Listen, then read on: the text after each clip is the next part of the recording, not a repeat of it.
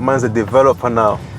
So yeah, we're on the way down to check out my latest development, which is was a mixed-use property, 2 flats, commercial space down below. For people that are watching that aren't familiar with the term, what's a mixed use? Right, so mixed use is a building, pretty much says it on the tin. So there's 2 uses, right? So upstairs there was residential, 2 flats, and downstairs was commercial. So that's how it gets the mixed use term. So what we saw the opportunity, because it was mixed use and there was residential upstairs, to then put a planning application in to obviously turn the downstairs into more residential. It was a CCTV shop, so the reason why they left is because they expanded the business. They're about a mile down that way now.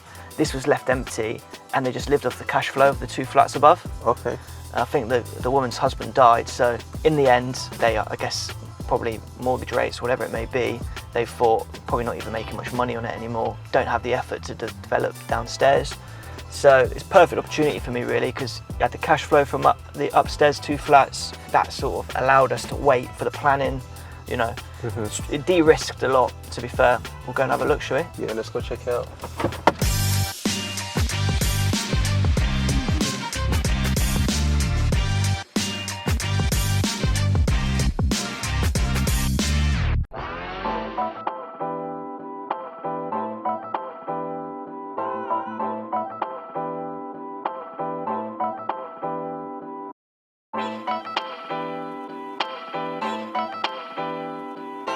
The building probably looks bigger than really it is. So upstairs, you've got 2 flats, and downstairs you've got 3 flats. So access round the left.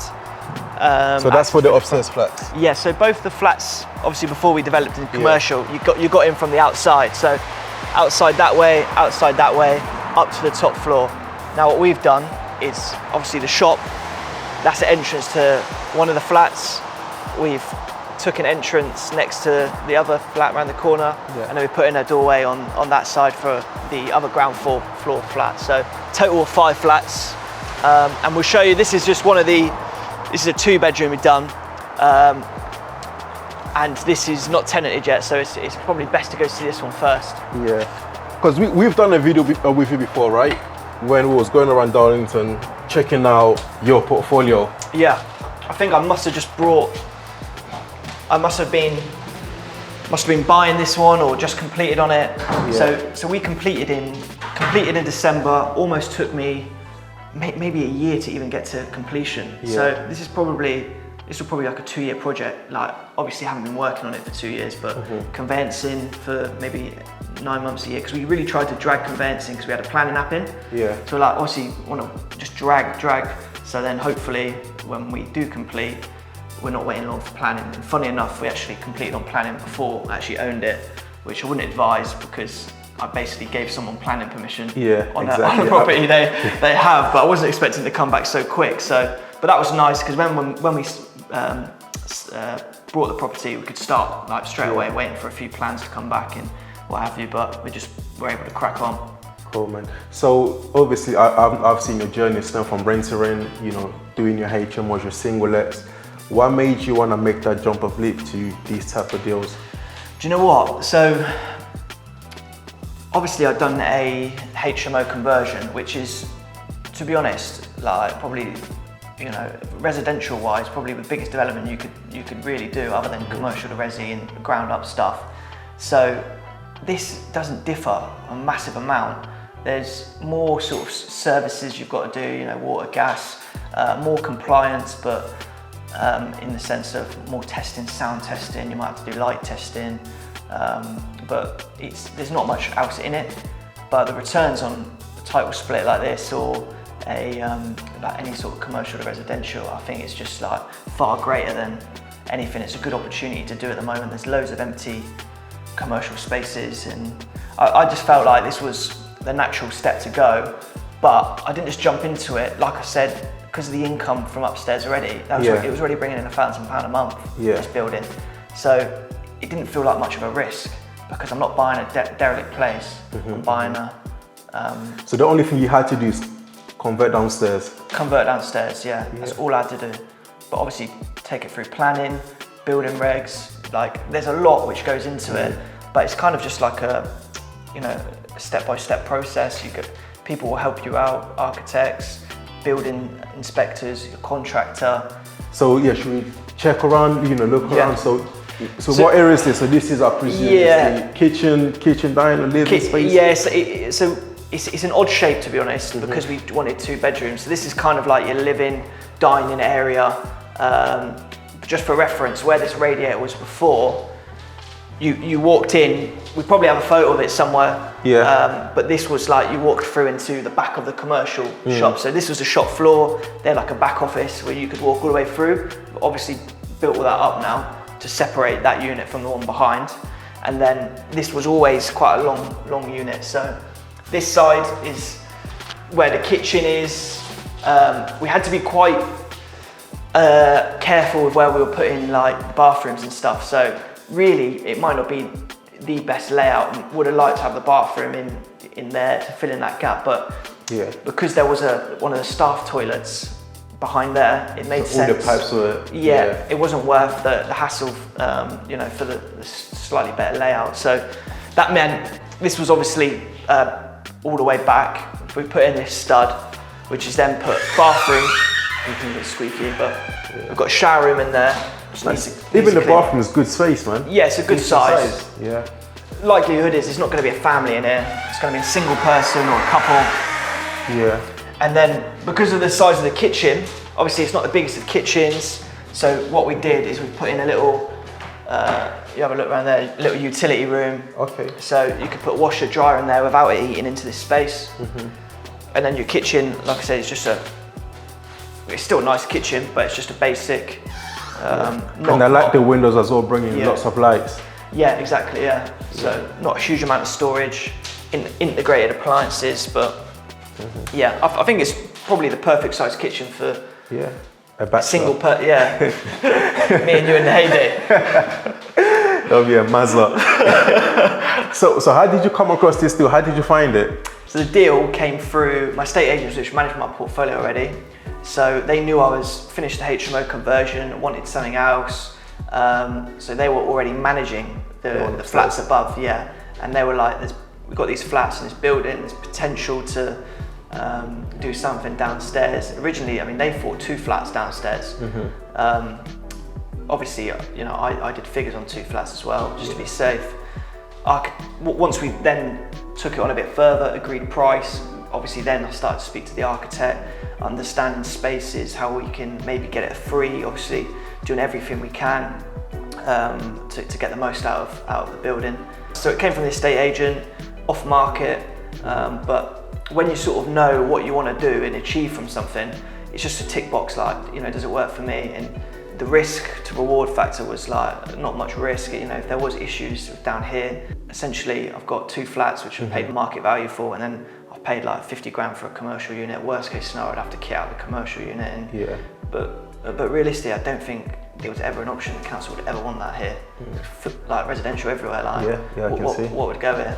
So and this is, again, like the windows bringing lots of air in, you know, I love it. Yeah, so obviously, because this was the shop front, so huge windows. These were actually blocked up to start with, and these were single glazed. Yeah. So all the windows are replaced. Obviously, these are the fire escape windows. You've had to have one in each bedroom. You'll see in the other bedroom. So we've made this space out of like, it was quite an awkward like end of the building really, but managed to get 2 rooms. Down here, same with this one, you know, fire escape.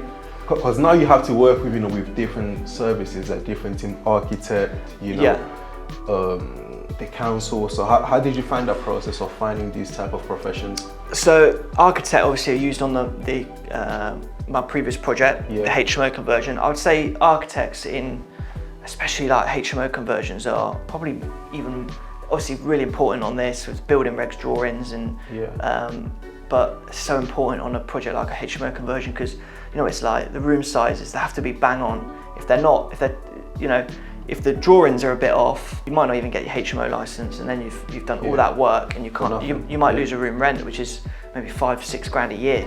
So I had the architect, had the build team. Building regs, we decided to outsource to an actual company rather than going through the council like we did last time, which I found is a lot more easier, a bit more expensive, but They actually want to help you and actually trying to give you like cost-effective solutions as long as you meet the regs. It's pretty much like free mentoring. Well, do you know what? You get mentoring from everything: architects, contractors, you know, like building regs. Like you just ask them the question, like this is sort of stuff which is like crucial at the end of the day. Like maybe you don't get taught certain things about even how to apply for building regs, or I thought it was only council when I first started. Yeah. Obviously now I know there's other options, but stuff like that you'll never know unless you start doing these projects really. No, that's fair. Should we check out the other flat? Yeah. So we'll take you to the free bed that we've done at the end.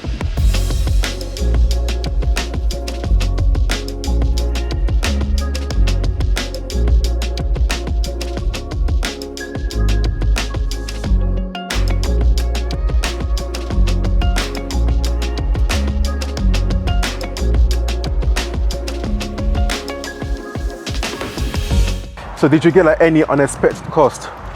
Because Definitely, like yeah. the one you spoke about, raising and put insulation. I tell you what was an unexpected cost. So there's something called like new build warranties. So when you do a project like this, well, it might be general knowledge to some people, certain people watching, but a lot of like new build warranty you would have thought is a new build, right? Is when you're building, I don't know, like the Bellway homes or something like that. Obviously they have to do stuff like that. But this was obviously, this building is so old. It says 1906 there. Yeah. Like why would we need to put a warranty on an older building? Because obviously it's, you know, it's been for a fair few years already. It's been all right. So we didn't need a full warranty, but we needed something called a PCC, which is like a full warranty is 10 years. This is 6 years. Which projects like this they allow the PCCs to be done, but that was like £4,000, which I did not even know we needed. The contractor didn't think I needed it. Architect didn't think we needed it because of like, you know, all we're doing is converting. We're not changing the outside. We're not doing extensions. We're literally just changing out the inside. But so you had to have that. So who spotted that you needed it? Do you know what? It was actually another developer I know just said, "Have you got that?" And I was like, "What do you mean?" Spoke to Megan, obviously our broker, and she said, "Yeah, it turns out all the lenders, it's one of their requirements." Wow. So we actually got a retrospective one, which is probably more expensive, but it still would have been a fair few grand regardless.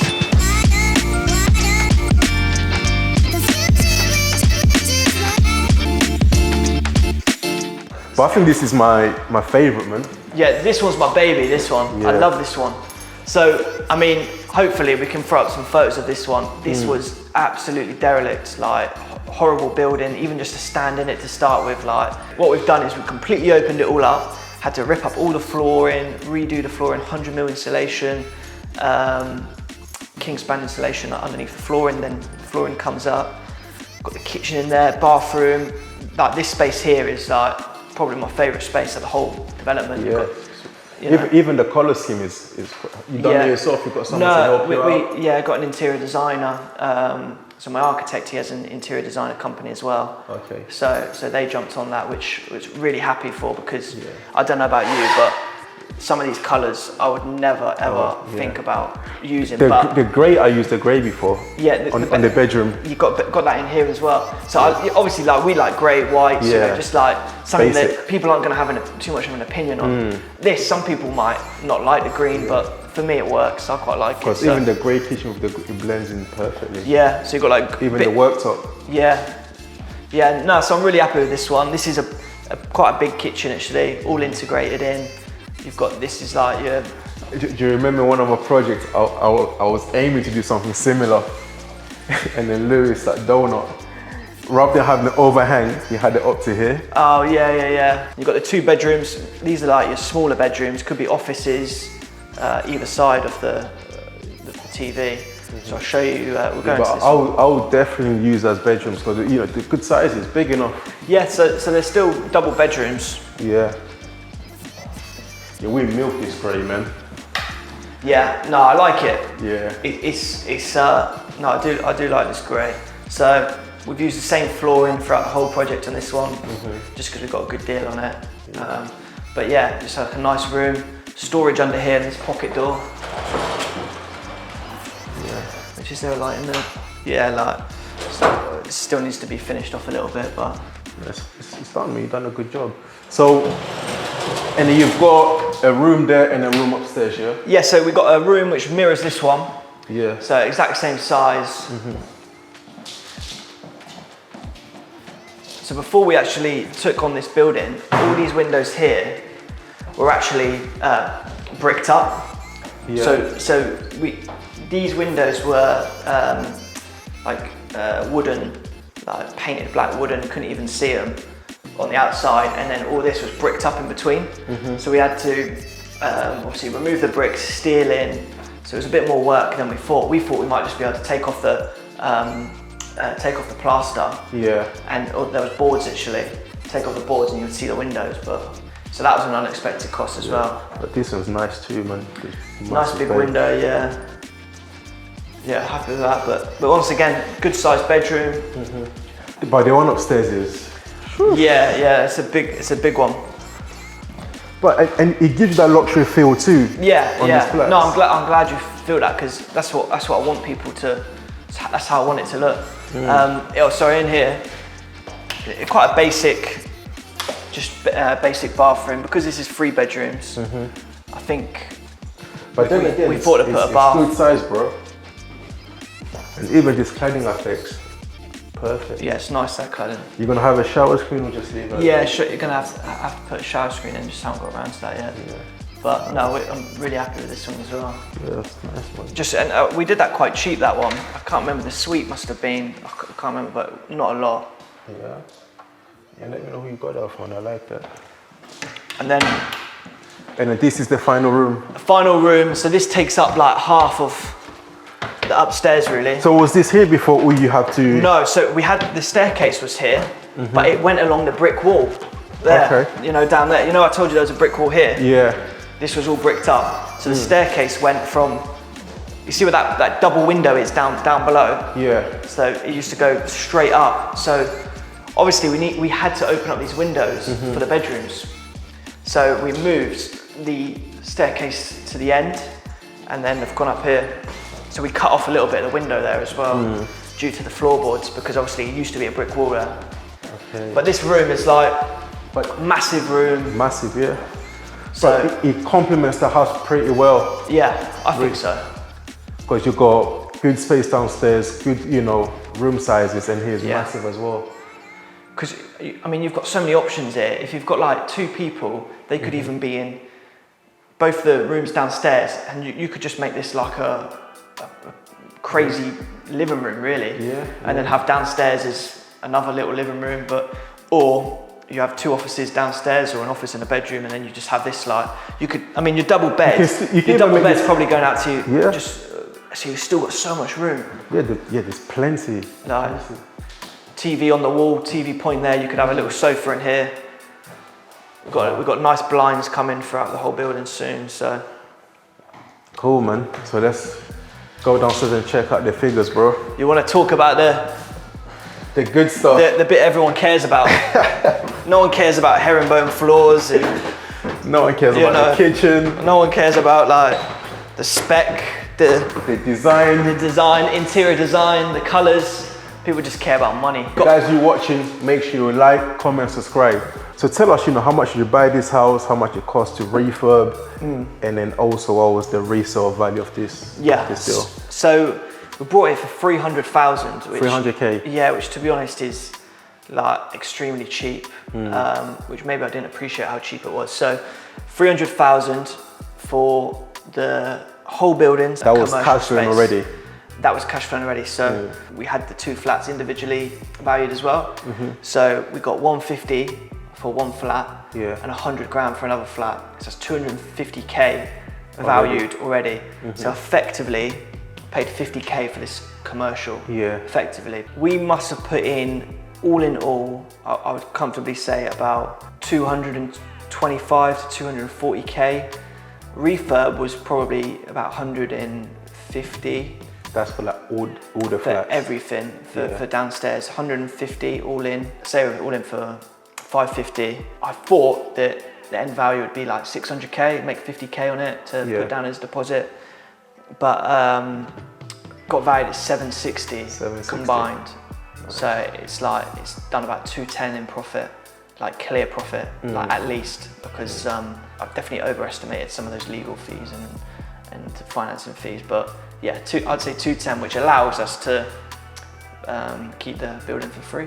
Yeah. So anyone that's watching, I want you to comment below, would you sell this property, make a profit, or would you keep it and rent it out? Comment below and let me know. And you also said you title split the whole building. Yeah. So can you just tell us how that works, and why it's title splitting, Yeah, so the beauty of this deal, because I've split the titles, allows me to, so say if we didn't make the money we wanted to, because I'm splitting the titles, say if I needed to pay back an investor, let's just say 100 grand, I could have sold a unit because I've split the title. So before I would have had to sell the whole building, right? Yeah. Which, what sort of person is going to buy a building like this? It's just an investor, isn't it? Yeah. Normally. And they're going to come and lowball you as well. Exactly, investor. So, but now, when you've got a product like this, splitting the titles, you might have a first-time buyer who's got to help to buy, and I would definitely buy this flat here. And then you can, you can charge a premium because you've done it like perfectly for them. Like, God, imagine this being in first place. I would have loved it. You would have loved it. So yeah, the way we did that was obviously got the freehold in one company. So you have to create another company to. I had to create another company which mirrors the exact same company which the freehold is in.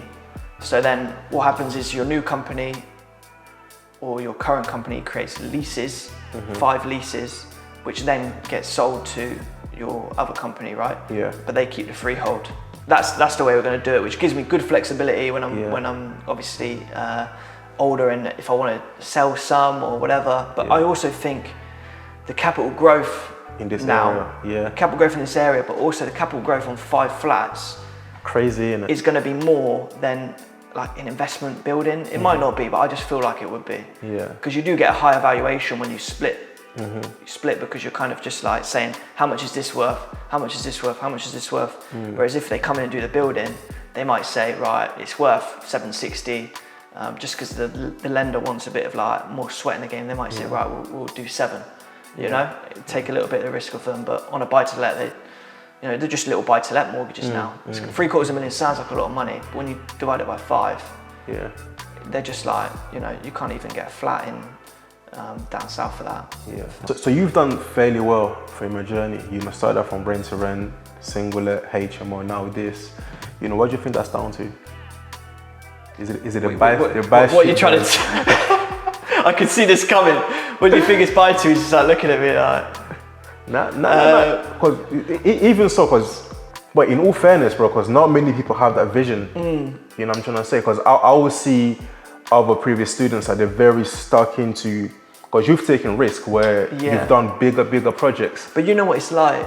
You say it's risk, but like, I mean, you don't see it as risk. I don't really see it as risky because when you're so confident in something, obviously it is risky. Like, it'd be naive to say there isn't risk involved, but when, like, I wouldn't let that risk scare me from doing it, because how many times do we crunch numbers, like obsess over deals?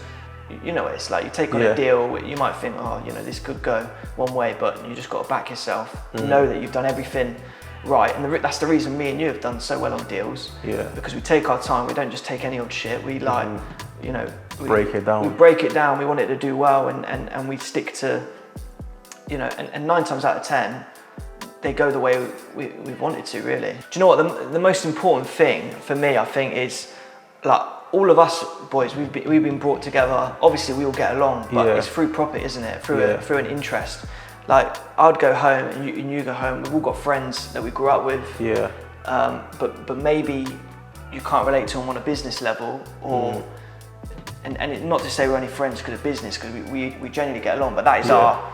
That's what brought us together. That's what brought us together. But that's what also we will hold each other accountable over. We understand when someone's done well, and we also understand when someone's trying to make numbers up. But like, just between our group, we understand when someone's going through like a tough time, because we can relate to it. Like, if you get a bad down valuation or evicting a tenant, like what's going on at the moment, you can understand that. Whereas if you're talking to friends, they don't get it, but they don't have to get it, because it's not their job. This is our job, so we can understand it. So it's good to have like genuine friends, but also like those genuine friends are in your business. Yeah. So what's next for you? What are you looking to do next?